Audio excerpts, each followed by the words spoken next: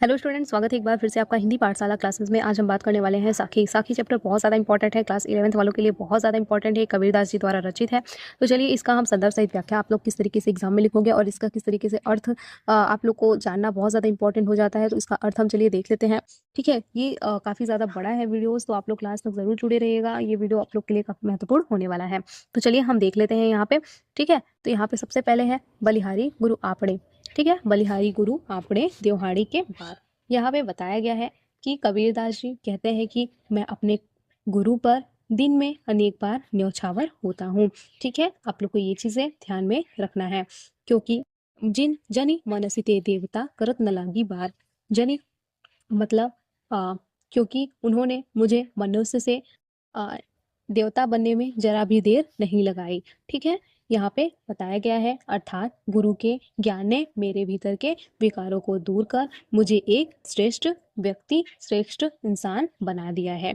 ठीक है, तो इसका हम व्याख्या किस तरीके से करेंगे, आइए हम कॉपी के द्वारा समझ लेते हैं। तो यहाँ पे अभी मैंने इसकी व्याख्या आप लोग को करके दिखाना है। तो यहाँ पे देख लीजिए संदर्भ क्या होगा। प्रस्तुत पद्यांश हमारी पाठ्य पुस्तक हिंदी के साखी नामक पाठ से लिया गया है। इसके रचयिता कबीरदास जी है, ये चीजें आपको याद रखना है। अब व्याख्या हम देख लेंगे। तो व्याख्या है, कबीरदास जी कहते हैं कि मैं अपने गुरु पर दिन में अनेक बार न्यौछावर होता हूँ, क्योंकि उन्होंने मुझे मनुष्य से देवता बनाने में जरा भी देर न लगाई। अर्थात गुरु के ज्ञान ने मेरे भीतर के विकारों को दूर कर मुझे एक श्रेष्ठ इंसान, देवता के समान बना दिया है। ठीक है, अब चलिए हम सेकंड वाला जान लेते हैं। यहाँ पे सेकंड वाले को हम इसका अर्थ और व्याख्या जान लेते हैं, देख लेते हैं। तो यहाँ पे सेकंड वाला है, सतगुरु की महिमा अनंत अनंत किया उपकार, लोचन अनंत उघड़िया अनंत दिखावन हार। तो यहाँ पे बताया गया है कि सतगुरु की जो महिमा है वो अपार है। उन्होंने मुझ पर अनगिनत उपकार किया है। ठीक है, उन्होंने मेरी अज्ञानता को अज्ञानता की आंखें खोलकर मुझे उस अनंत परमात्मा के दर्शन को करा दिया है, दिखला दिया है। ठीक है, फिर से हम देख लेंगे। सदगुरु की महिमा जो है वो अपार है और उन्होंने मुझ पर अनगिनत उपकार किया है। उन्होंने मेरी अज्ञानता की आंखें को खोलकर मुझे उस अनंत परमात्मा का दर्शन दिखाया है या कराया है। तो चलिए इसकी व्याख्या हम आप लोग किस तरीके से एग्जाम में लिखोगे बोर्ड की कॉपी में, उसको हम देख लेंगे। तो यहाँ पे सेकंड वाला हो गया, सदगुरु की महिमा अपार है, उन्होंने मुझ पर अनगिनत उपकार किया है, उन्होंने मेरी अज्ञानता की आंखें खोलकर मुझे उस अनंत परमात्मा के दर्शन को करा दिया है। ठीक है, आप लोग को इस तरीके से आई होप समझ में आया होगा। अब हम तीसरा देख लेते हैं। दीपक दिया तेल भरी बाती, दही अघट पूरा किया बिसौड़ा, बहुरी न आवो हट। ठीक है, तो यहाँ पे दीपक दिया तेल भरी बाती दही अघट, तो इसका अर्थ होगा दीपक दिया तेल भरी, मतलब सदगुरु ने शिष्य के शरीर पर शरीर रूपी दीपक में ईश्वरीय प्रेम के रूपी तेल को भर दिया है। ठीक है, अब बाती देई अघट, बाती दे अघट टीका है, उसमें कभी ना समाप्त होने वाली अघट मतलब ज्ञान रूपी बत्ती लगा दी है। ठीक है, पूरा किया है बिसौड़िया, पूरा किया बिसौड़िया मतलब खरीद फरोख्त का काम पूरा कर लिया है, यानी उसने अपने कर्मों के हिसाब को पूर्ण कर लिया है। और यहाँ पे बहुरी न आवो हट, बहुरी आओ न हट का अर्थ होगा अब उसे इस संसार रूपी बाजार हट में दोबारा जन्म लेकर वापस नहीं आना पड़ेगा। ठीक है, आप लोग इस तरीके से समझ सकते हो। अब इसकी हम व्याख्या किस तरीके से किए हैं उसको हम चलिए देख लेते हैं। तो आप लोग के सामने यहाँ पे मैंने व्याख्या को दिखा दिया है। अगर ये एग्जाम में जरूर पूछा जाएगा, अगर कबीरदास की साखी से आएगा तो ये बहुत ज्यादा इंपॉर्टेंट हो जाएगा। तो दीपक दिया तेल भरी, सदगुरु ने शिष्य के शरीर रूपी दीपक में ईश्वरी प्रेम रूपी तेल को भर दिया है। बाती हुई अघट, उसमें कभी न समाप्त होने वाले अघट ज्ञान रूपी बत्ती को लगा दिया है। पूरा किया बिसौड़िया, इस ज्ञान रूपी दीपक के प्रकाश में जीवन शिष्य ने संसारिक लेन देन बिसौड़िया खरीद फरोख्त के काम पूरा कर लिया है, यानी उसने अपने कर्मों के हिसाब से को पूर्ण कर लिया है। बहुरी न आवो हट, अब उसे इस संसार रूपी बाजार मतलब हट में दोबारा जम लेकर वापस नहीं आना पड़ेगा। ठीक है, इस तरीके से आप लोग को व्याख्या करना है। और फिर उसके बाद हम देख लेंगे यहाँ पे, बूढ़े थे पर उभरे गुरु के लहरी चमकी, भय भेरा देखा जरा उतरी पड़े पर की। ठीक है, यहाँ पे बताया गया है कि कबीर कहते हैं कि मैं तो इस संसार रूपी सागर में डूब के रह गया हूँ। ठीक है, मैं इस संसार रूपी सागर में डूब के रह गया हूँ, लेकिन गुरु के ज्ञान की लहर चमक उठी और मुझे सहारा मिल गया। जब मैंने देखा कि मेरा बेड़ा नाव यानी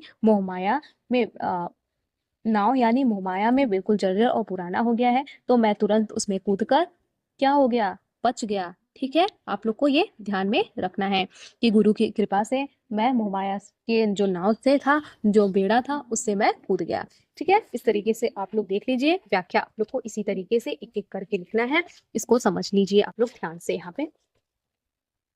पे ध्यान से देख लीजिए। तो यहाँ पे है, कबीर कहते हैं कि मैं तो इस संसार रूपी सागर में डूब के रह गया था, लेकिन गुरु के ज्ञान की लहर चमक उठी और मुझे सहारा मिल गया। जब मैंने देखा कि मेरा बेड़ा नाव यानी मोहमाया में बिल्कुल जर्जर और पुराना हो गया है, तो मैं तुरंत उसमें से कूदकर अलग हो गया और बच गया। इसी तरीके से आपको लिखना है। ठीक है, आप लोग को ध्यान में रख के ये चीजें चलना है। अब हम बात कर लेते हैं, यहाँ पे बताया गया है, चिता तो हरी नाव की और न चिता दास, जे कुछ चितवे राम बिन सोई काल के बास। ठीक है, तो यहाँ पे बताया गया है कि जो सच्चे भक्त होते हैं वो केवल ईश्वर हरि के नाम की चिंता होती है। राम के नाम के अलावा जो कुछ भी चिंतन किया जाता है वो मृत्यु के फंदे के समान होती है। यहाँ पे ये बताया गया है, जो सच्चे भक्त होते हैं वो केवल ईश्वर की ही गीत गाते हैं, ईश्वर का ही भजन में विलीन रहते हैं। इसके अलावा अगर कुछ सोचते हैं तो समझ लो वो मृत्यु के फंदे के समान होता है। ठीक है, इस तरीके से आप लोग को देखना है। फिर आगे हम देख लें, तू तू करता तू भया मुझ में रही न हूँ, बड़ी फेरी बली गई जीत देखे तित तू। तो यहाँ पे कबीरदास जी कहते हैं कि हे ईश्वर, आपका नाम जपते जपते आप जैसा ही हो गया हूँ। अब मेरे भीतर का मैं मतलब अहंकार, ठीक है, अहंकार समाप्त हो गया है। जब मेरा अहंकार मिट गया है तो अब मैं जहाँ भी देखता हूँ मुझे केवल आप ही आप नजर आते हो। ठीक है, ये चीज़ें आपको बहुत अच्छी तरीके से रट लेना है, बहुत ज़्यादा इंपॉर्टेंट है। ठीक है, तो इसकी हम व्याख्या देख लेंगे। व्याख्या भी इसी तरीके से किया गया है। तो व्याख्या है, कबीर कहते हैं कि हे ईश्वर, आपका नाम जपते जपते मैं आप जैसा ही हो गया हूँ। अब मेरे भीतर का अहंकार समाप्त हो गया है। जब मेरा अहंकार मिट गया है तो अब मैं जहाँ भी देखता हूँ मुझे केवल आप ईश्वर ही दिखाई देते हैं। ठीक है, इस तरीके से आपको व्याख्या इसकी करनी है। संदर्भ मैंने पहले वाले में भी बता दिया था कि प्रस्तुत पद्यांश हमारी पाठ्य पुस्तक हिंदी के साखी नामक पाठ से लिया गया है। इसके लेखक कबीरदास जी हैं। ठीक है, इसके रचयिता कबीरदास जी हैं। फिर आगे हम देख लेंगे। यहाँ पे आगे है, कबीर सुता क्या करे काहे न देखे जगी, जागे संगते बिछुड़िया ताही के संग लागी। ठीक है, यहाँ पे हम इसका अर्थ जानेंगे। इसका अर्थ है कि कबीर कहते हैं कि हे मनुष्य, तू अज्ञान की नींद में क्यों सोया हुआ है। यहाँ पे देखो, क्यों सोया हुआ है, सुता मतलब सोया। ठीक है, तू जाग कर अपने वास्तविक सत्य को क्यों नहीं देखता। तू जिस परमात्मा से बिछड़ गया है, बिछुड़िया यहाँ पे बिछड़ना, बिछुड़ गया है, उसी के नाम का सुमिरन कर ताकि तू वापस उसे मिल सके, यहाँ पे बताया गया है। तो इसकी व्याख्या भी इसी तरीके से होगा, आप लोग इस तरीके से देख सकते हैं। इसकी व्याख्या इसी तरीके से है कि कबीरदास जी कहते हैं कि मनुष्य, तू अज्ञान की नींद में क्यों सोया हुआ है, तू जाकर अपने वास्तविक सत्य को क्यों नहीं देखता, तू जाकर परमात्मा से पिछड़ गया है, उसी के नाम का सुमिरन कर ताकि तू वापस उससे मिल सके। ठीक है, अब हम 7वां देख लेंगे। यहाँ पे 7वां है, यहाँ पे देखिए आगे, कैसो कही कही कुकिए न सोइए असरार, प्रति दिवस के कुकड़े कबहू लागे पुकार। यहाँ पे बताया गया है कि कबीर कहते हैं कि हमें केशव केशव ईश्वर का नाम कहकर लगातार पुकारते रहना चाहिए। हमें आलस में आकर सोना नहीं चाहिए। यदि हम रात दिन पुकारते रहेंगे तो कभी ना कभी हमारी पुकार अवश्य भगवान जी सुनेंगे, अवश्य उनके कानों में हमारी पुकार जाएगी और वो जरूर आएंगे। ठीक है, ये चीजें हमें याद रखनी है। और इसकी व्याख्या हम लोग किस तरीके से करेंगे, आइए हम देख लेते हैं। तो इसकी व्याख्या है, कबीर कहते हैं कि हमें केशव केशव ईश्वर का नाम कहकर लगातार पुकारते रहना चाहिए, हमें उनका नाम जप करते रहना चाहिए, हमें आलस में आकर इधर उधर भटकना नहीं चाहिए या सोना नहीं चाहिए। यदि हम रात दिन पुकारते रहेंगे तो कभी न कभी हमारी बात, कभी कभी हमारी पुकार भगवान के कानों में अवश्य पहुंचेगी, अवश्य वो जरूर पहुंचेगी और वो सुनेंगे हमारी बातें को। ठीक है, अब हम आगे देख लेंगे। आगे है हमारा, लंबा मार्ग दूरी घर, विकट पथ बहुमार, कहो सतो क्यों पाइए दुर्लभ हरि दीदार। ठीक है, यहाँ पे बताया गया है कि परमात्मा का घर बहुत दूर है, वहां पहुंचने का रास्ता, यहाँ पे बताया गया है कि परमात्मा का घर बहुत दूर है, वहां पहुंचने का रास्ता बहुत लंबा और कठिन है। इस रास्ते में आपको क्या क्या देखने को मिलेगा, काम, क्रोध, लोभ जैसे कई लुटेरे विकार मिलेंगे। ऐसे में ईश्वर के दर्शन पाना बहुत दुर्लभ है, बहुत मुश्किल है। तो आप लोग को हमेशा भगवान के नाम को जप करते रहना है। ठीक है, इसमें ये समझाया गया है। तो चलिए हम इसकी व्याख्या किस तरीके से करेंगे उसको हम देख लेते हैं। तो परमात्मा का घर जो है बहुत दूर है और वहाँ पहुँचने का रास्ता बहुत लंबा और कठिन है। इस रास्ते में काम, क्रोध, लोभ जैसे कई लुटेरे विकार मिलते हैं। ऐसे में ईश्वर के दर्शन पाना बहुत दुर्लभ है। इसी तरीके से आप लोग को व्याख्या करके चलना है। ठीक है, अब हम आगे वाला देख लेंगे। आगे कौन सा हमारा क्वेश्चन है, फिर आगे हम देख लेंगे। यह तन जारो मासी करो, लिखो राम के नाम, लेखनी करू करंग के, लिखे लिखे राम पठाओ। यहाँ पे कबीरदास कहते हैं कि मैं अपने इस शरीर को जलाकर राख राख मतलब स्याही बना दूंगा और अपनी हड्डियों के कलम बनाकर उस स्याही से राम का नाम लिख लिख कर अपने प्रियतम ईश्वर को भेजता रहूंगा ताकि उन्हें मेरी विरह वेदना का पता चले। कबीरदास जी कहते हैं कि जो यहाँ पे लिखा है, कबीरदास जी कहते हैं कि मैं अपने शरीर मतलब मांस को, यहाँ मांस लिखा हुआ है, शरीर को जलाकर उसके जो राख होता है उससे मैं क्या बनाऊं, स्याही बनाऊं और अपनी हड्डियों से कलम बनाऊं और उससे राम राम लिखकर अपने प्रीतम ईश्वर को भेजता रहूं ताकि उन्हें मेरी विरह वेदना का पता चले। ठीक है, यहाँ पे ये बताया गया है। इसकी व्याख्या हम देख लेंगे। यहाँ पे इसकी व्याख्या है, तो इसकी व्याख्या कबीर कहते हैं कि मैं अपने इस शरीर को जलाकर उस राख स्याही को बना दूंगा और अपनी हड्डियों की कलम बनाकर उस स्याही से राम नाम का लिखकर अपने प्रीतम ईश्वर को भेजता रहूंगा ताकि उन्हें मेरी विरह वेदना का पता चले। ठीक है, आप लोग को इस तरीके से दिख रहा होगा। अब हम आगे देख लेंगे। आगे है हमारा के बरिहन को मीचते के आपा दिखलाए, आठ पहर का दक्षिणा मौपे सहा न जाए। यहाँ पे बताया गया है कि कबीरदास जी कहते हैं कि हे प्रभु, या तो इस वीराणी आत्मा को मृत्यु दे दो या फिर अपना दर्शन दे दो। आठों पहर का तपना दुख अब मुझसे सहन नहीं जाता। तो यहाँ पे आप लोग देख लीजिए, यहाँ पे ये है के बिरने को मीच दे अपना दिखलाए, आठ पहर का दक्षिणा मुँह पे सहा न जाए। यहाँ पे बताया गया है। अब ग्रहवा है हमारा, ग्रहवा हम इस तरीके से लोग को दिखा दें। कबीर रेख सयूर का काजल दिया न जाए, नैन रमझाई रामी रहा दूजा कहाँ समाई। तो कबीरदास जी कहते हैं कि जिस प्रकार की सुहागिन स्त्री अपनी मांग में सिंदूर मतलब सिंदूर होगा, यहाँ पे सिंदूर होगा की रेखा सजाती हैं, वहां पर काजल कालिमा का संसारिक के लिए कोई जगह नहीं होती है। ठीक है, यहाँ पे ये समझाया गया। इसकी व्याख्या आप लोग किस तरीके से कहोगे, चलिए देख लेते। इस तरीके से आपको व्याख्या करना है। कबीरदास जी कहते हैं जिस प्रकार एक सुहागिन स्त्री अपनी मांग में सिंदूर की रेखा सजाती है, वहां काजल कालिमा एवं संसारिकता के लिए कोई जगह नहीं होती है, उसी प्रकार प्रभु के अलावा वो कहा दूसरा कोई हृदय में समा पाता है। ठीक है, आगे हम देख लेंगे। यहाँ पे है साया नहीं सीप बनी, स्वाति स्वाति बूंद भी नाही, कबीर मोती निपजे सुनी सीसर गढ़ माही। ठीक है, इसका अर्थ है, कबीरदास जी कहते हैं कि कमांता मोती बनने के लिए समुद्र, शायर, सीप और स्वाति नक्षत्र की बूंद की आवश्यकता के लिए होती है, लेकिन आध्यात्मिक मार्ग में सुनि सीसर शून्य शिखर यानी सहज चक्र पर भी समुद्र और बिना सीप के ही ज्ञान रूपी मोती उत्पन्न हो जाती है। ठीक है, यहाँ पे आप लोग देख लीजिए। व्याख्या आप लोग को इसी तरीके से लिखना है कि कबीरदास जी कहते हैं कि सामान्यतः मोती बनने के लिए समुद्र, शायर, सीप और स्वाति नक्षत्र की बूंद की आवश्यकता होती है, लेकिन आध्यात्मिक मार्ग में शून्य शिखर यानी सहस्त्र चक्र पर बिना समुद्र और बिना सीप के ही ज्ञान की अनमोल मोती उत्पन्न होती है। ठीक है, अब आगे हम देख लेंगे। आगे है पानी ही ते हिम भया, हिम है गया बिलाए, जो कुछ था सोई भया, अब कुछ कहा न जाए। यहाँ पर बताया गया है कि पानी ही जमकर बर्फ बनता है, मतलब हिम बनता है, और फिर वही बर्फ पिघलकर वापस पानी बन जाता है। जिस मूल तत्व पानी से बर्फ बनी थी वह अंत में वापस उसी में मिल गई है, अब उसके बारे में अलग से कुछ कहने की शेष नहीं रहा, यहाँ पे बताया गया है। ठीक है, इस तरीके से आप लोग को व्याख्या भी करना है।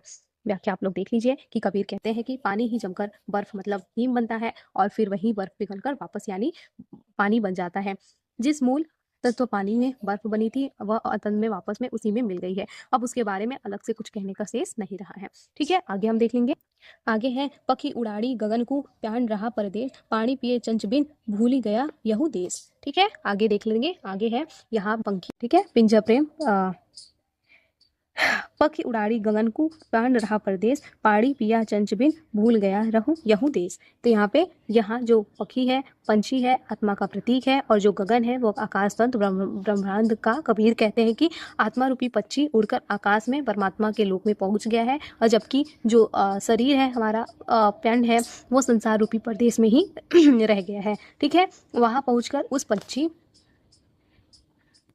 पक्षी ने चोंच के अर्थात बिना इंद्रियों के अमृत पान किया और वह इन संसारिक मोहमाया वाले देश को पूरी तरह भूल गया। ठीक है, यहाँ पे ये बताया गया है। इसी तरीके से आपको इसकी व्याख्या भी करनी है। अब आगे हम देख लेंगे। आगे है हमारा यहाँ पे है कबीर हरी रस यो पिया बाकी, रही न थाकी, पाका कलश कुम्हार का, बहुरी न चढ़ाई चाकी।